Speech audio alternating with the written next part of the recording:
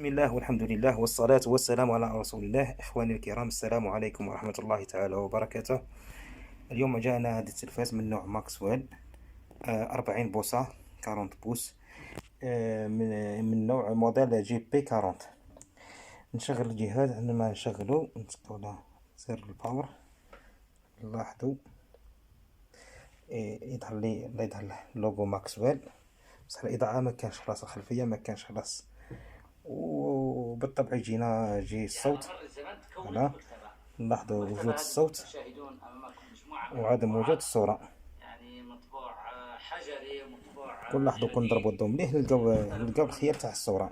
سنفتح التلفاز وان شاء الله نحاولوا نصلحوه ونعرفوا سبب هذا العطل. تابعوا اخواني معي. هذا شكل الجهاز من الداخل اخواني. كما نلاحظوا هكذا وين ديمونتيسون، حيث يتكون من بطاقة واحدة مدمجة فيها بطاقة التغذية وبطاقة الأم. لاحظوا هذا. إذن سأقوم ببعض الفحوصات، اللادات وكل شيء، واحتمال كبير يكون اللادات. نقوم بالفحص إن شاء الله وسنرى النتيجة. إذن على بركة الله نبدأ بوضع بقياسات خاصة. اولا ناقص اسكو كاينه انتونسيون تاليمونطي لي لاد ولا لا. تسمى نلاحظوا منا ديما نتبعوا لي لاد وانا براسها داخلين هادو الخيوط هادو لي دو فيش ياليمونطيو لي لاد.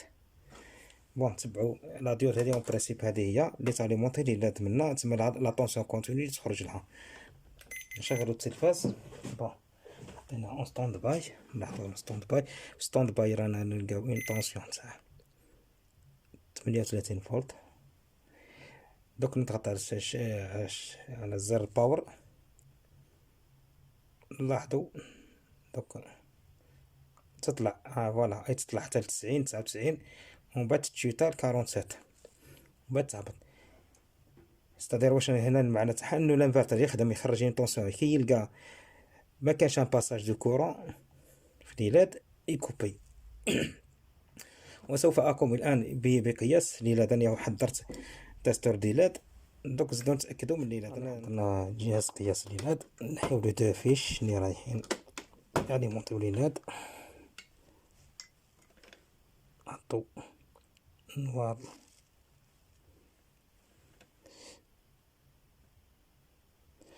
نلاحظو بلي ما تغيرتش 300 فولت، ما تغيرتش السما. نزيدو نانفيرسيو ما زدريش. نلاحظو 300 فولت باقية هي. بون نعاودو الجهة 300 فولت ما تحركتش.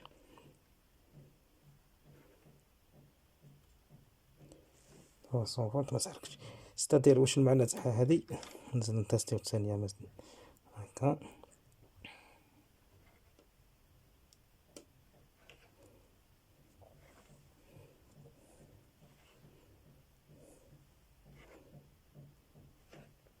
واش معناتها هنايا سما لي دو فيش هادو ياليمونطيو دي بارات دو لاد 300 فولت. هنايا مادام ما تغيرتش لا طونسيون هنا سما كاينه ان كوبور.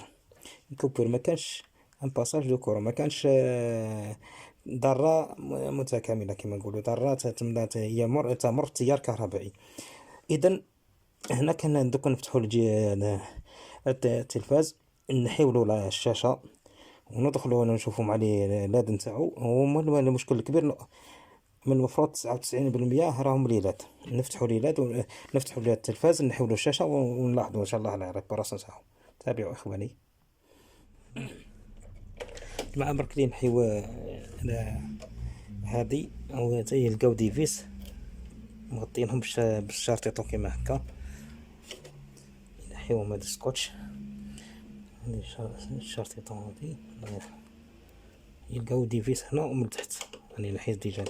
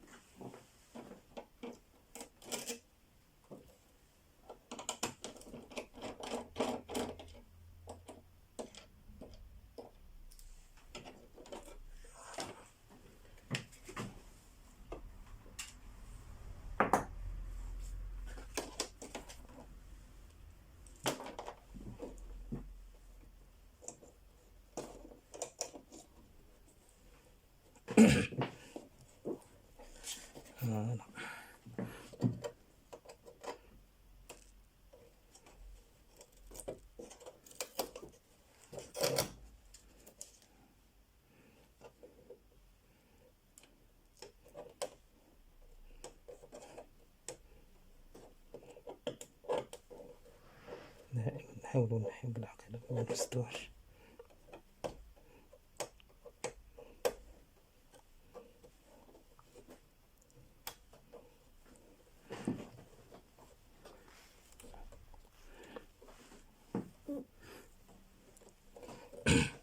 سأوقف الفيديو حتى أقوم بنزع الشاشة، يعني بحل الوقت يعني جماعة. أنا أقوم بنزع هذه، لا نقدر لي دو كارت لازمنا نحيوها، نحافظوا عليها ونحافظوا عليها. فوالا سي بون، سي بون.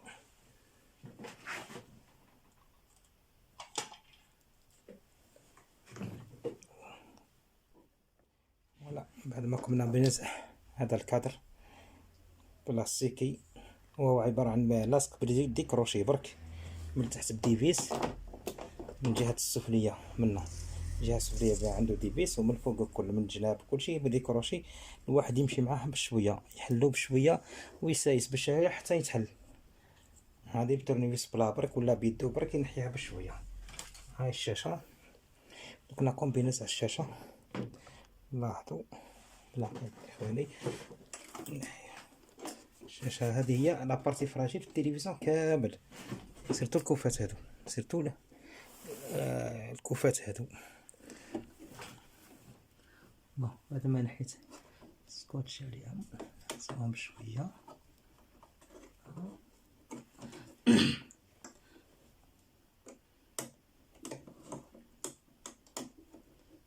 نفصلهم بالعقيلة.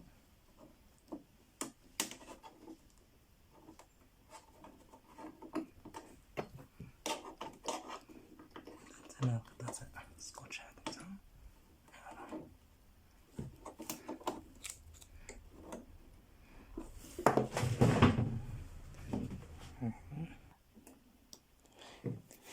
بعد ما حررت الكوفات المسطرات من تحت، المسطرتين من تحت كانوا بالليس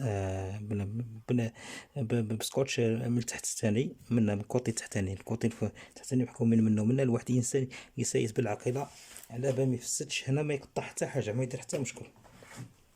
ثم نجيبو سكوتش الطريقه اللي نشتي انا نحي بها الوحده، نحط هكا المسطره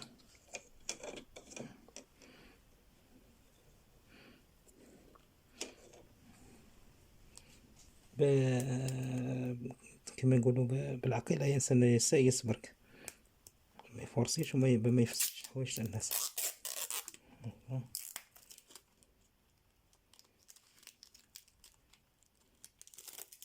شريط لصق هكا ما ترجعش برك، تسهل لي بان الحمل تاعها ما تكروشيليش. على هذه انا شتي ندير الطريقه هذه. وكنت من قبل ثاني نحط مسطرات هكا دي سيبور نهز بهم اللادات ثاني، تصلح الطريقه نصلحوا لي زوج. هكا بشويه.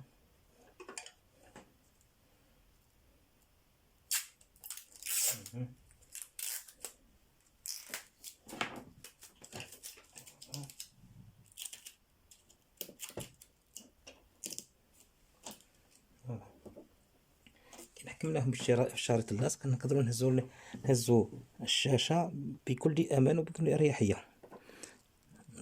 هنا الجناب اللي ماشي لاصقة، لاحظوا بلي هي لاصقة. لاحظوا منا إخواني، شوفوا هنا هي لاصقة تاني، باسكو هذا تاني الجهاز أول مرة يفتح. هي لاصقة الشاشة منا، لاحظوا منا ولاحظوا منا ملي بريا نورمال، ما كاين حتى مشكل. كمان ناخدو بعين الاعتبار هادو الكوفات هادو، نحافظوا عليهم باش ما يفسدوناش. سوف اقوم بنزع هذه السكوتش، هذه الشريط اللاصق، وننزع الشاشه. اللي ما يتولهش ليها قادر يكسر، يرفعوا بقوه ولا حاجه، يقدر يشق الشاشه، ولا فتشقت الشاشه راح التلفاز.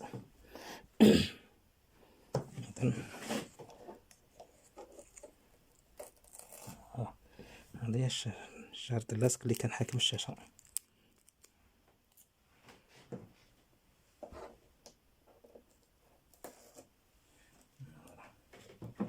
إذا هنا اون برانسيب من المفروض انه يكون تليبر تما الشاشة. هنا نرفعهم بشوية على هكا ونحطوه في مكان آمن اللي كنا ديجا صناه. بسم الله.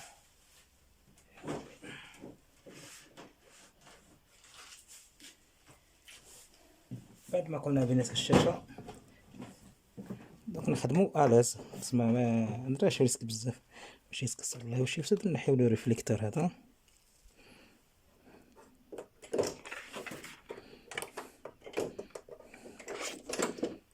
هنا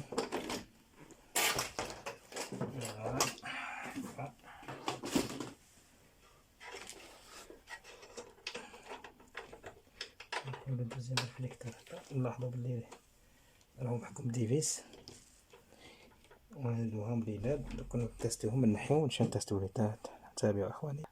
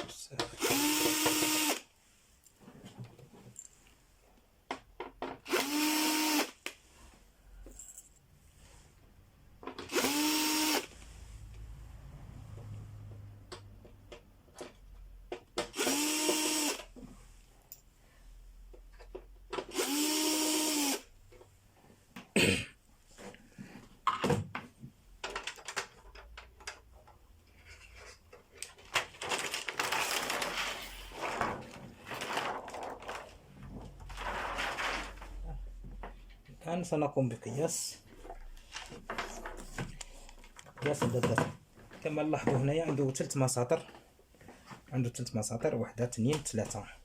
وحدة الأولى فيها 2 4 6 7، وهنايا اللي في الوسط عليه 2 4 6، والفوقانية 7 ثاني 2 4 6 7.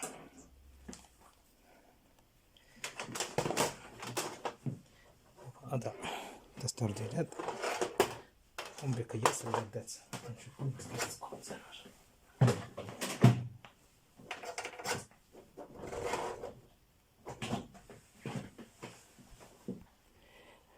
سأبدأ بالمسطرة الأولى هذه اللي فيها 7 عدات. نلاحظوا نحيو لافيش، نلاحظوا أننا نحيو لافيش إخواني. نحطو البليس مع البليس،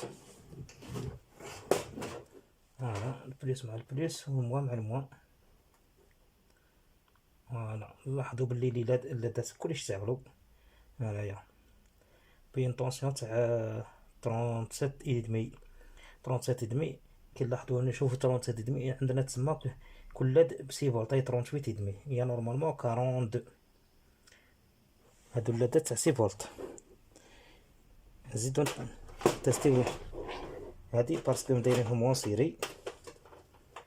انا لاحظوا بلي راهم دايرينهم حتى سوف كون تحرك وحده فريده تحبس لا سيري كامله.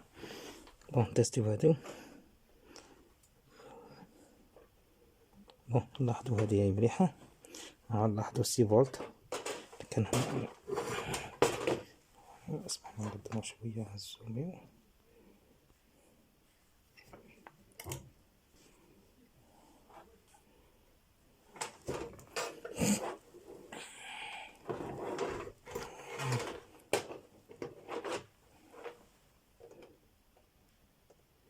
هذه الليدة الأولى اي سي فولت. هذه شعلت غير قاعدة نتيستي بولا وحدة. الليدة رقم 2 هذه منا تاني تشتغل نورمال. اللاد الثالثة هنا، هادي نلاحظو لا تشتغل، هاهي لا تشتغل، هادي محروقة. هادي التستيم تاع هادي الرابعة تاني محروقة، والخامسة هادي نلاحظو بها ما تشتغلش، والأخيرة تشتغل بإنطونسيون تاع 6. إذا المسطرة هادي فيها وحدة، اثنان، ثلاثة فيها محروقين. نتستي المسطرة الأخيرة، هنا نلاحظو أنهم يشتغلو كامل السبعة، للسبعة يشتغلو ب38.5 فولت. إذا تحرقو لنا ثلاثة هادو، وحدة، زوج، ثلاثة، تحرقو يحبس باسكو عليه اون سيري. درك انا لازم علينا نبدلو السلسلة كاملة، نبدلوهم هادو بكل، هادي وهادي وهادي ان شاء الله. دوك شوف اقتني اللادات اشتريهم، وان شاء الله نبدلوهم وتلاحظوا ان شاء الله معايا لا ديفيرونس.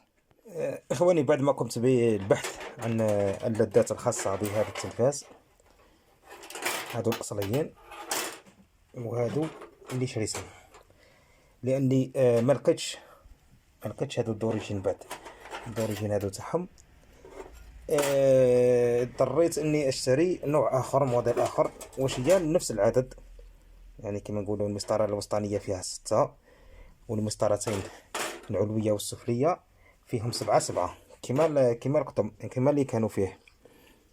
واش هو كاينه حاجة انه لا فيكساسيون تاعهم وين بلاصة نثبتهم ما يطيحوش كيف بعضهم، محتمة الله غالب. باهي مشيت نجي التلفاز تاع السيد تاع الزبون، لازمني نموديفيهم، لو نموديفيهم نشوفهم كيف نركبهم. دوك مضطر باللي ندير هو الشريط اللاصق هنايا لاتيسيف هذيك، باه يصرى له كونتاكت مع الميطال هنايا، باه يبردو اللادات، فيكسيهم مليح. نحاول نفيكسيهم بقدر الامكان باه يشتغل. المهم هو الشيء الاساسي انه العدد، لو نومبر تاع ليلاد لازم يكون كيما العدد اللي كان فيه. هنا كانوا 7 7 14 و 6 20، اذا فيه 20 لاد، لازمنا نركبوا 20 لاد. والحاجه الثانيه انه هادو 6 فولت يمشي كل لاد تمشي ب 6 فولت ماشي 3 فولت، وهادو ثاني 6 فولت. سوف أقوم بتركيبهم إخواني وأعود إليكم إن شاء الله، وتصلح هي ما كان حتى مشكل. المهم يكون قلت لكم العدد يكون كيف كيف، ولا طونسون اللي تمشي بها كيف كيف. داكور، ان شاء الله كي نركبهم ونخلص نعاود نرجع لكم الساعة. والسلام عليكم. بعد ما ركبتهم هكا بروفيزوار برك باه نجربوهم، يعني هكا باه نجربوهم برك. دوك عندنا نتستوهم بالتستور، تستور ديالات، وعندنا لي دو فيش تاعهم. علاه دايرين هما دو فيش، دو فيش كي تتبع هنايا في الشيما تاعهم تلقى هنايا اون فيش تغذي مسطرة ونصف، والاخرى تغذي مسطرة ونصف. تسمى بالعربية تسمى عندنا 20 لاد، تسمى اون فيش تغذي 10 لادات، وفيش الاخرى تغذي ب10 لادات. شوفوا دوك نجربوهم. فوالا لاحظوا معايا اخواني، دوك نشغلوهم.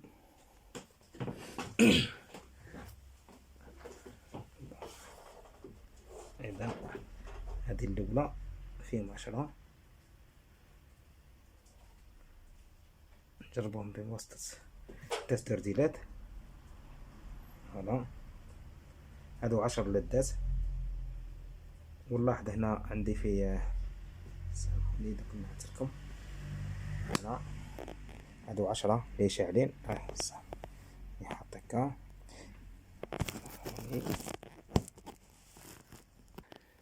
هكذا، مش ساكلو 10 لادات، والاخرين طافيين تاع لافيش الثانية. وهنايا فيشي لي 55.8، تسمى هي بريسك 60 فولت، هي نورمالمون 5.5 ولا حتى 6 فولت، 60 فولت. دوك نزيد نشغل الجهة الثانية. فوالا هادو 10 لاد الثانيين راهم يشتغلو، شعلو 10 تما مسطرة ونصف ومسطرة ونصف، ما يافيشين هنا 55.8. دوك ان شاء الله كي نركبو التلفاز يشتغل بربي ان شاء الله ما كاين حتى مشكل ان شاء الله. يعني دوك الموديفي برك البلاصه تاع ليلاد وكلشي باه يمشي التلفاز تاع الزبون بحال تما تخدم هكا. المهم حنا الحاجه الوحيده اللي لازمنا نريسبكتيوها العدد تاع ليلاد و النوعيه تاعهم، الا كان عدو تاع 6 فولت ولا تاع 3 فولت. خاطر ما كون نبدلهم تاع 3 فولت ولا 3.3 حتى ما نديرو 40 لاد، 40 لاد وكل 20 يشعلوا وحدهم الدوبل تاعهم. سوف اقوم بتركيب اخواني وانا ارجع لكم ان شاء الله. بون اخواني هذا شكل الباك لايت خلفيه الاضاءه بعد ما قمت بتثبيت اللادات الغير اصليه. وحاولت يعني قد ما اقدر على اني نضع تسمى لي يجيو خارجين في الاماكن نتاعهم، الا انه بعض لازمنا نكبروهم شويه، كيما هذه.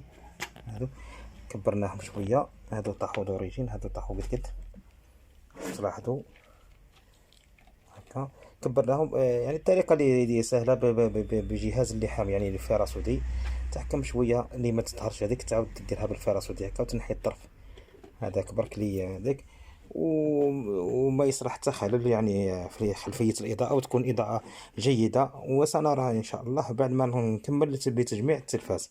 تابعوا إخواني معي إن شاء الله. بعد ما قمت بتجميع الجهاز سوف أشغل الجهاز ونشوفوا سنرى النتيجة مع بعض.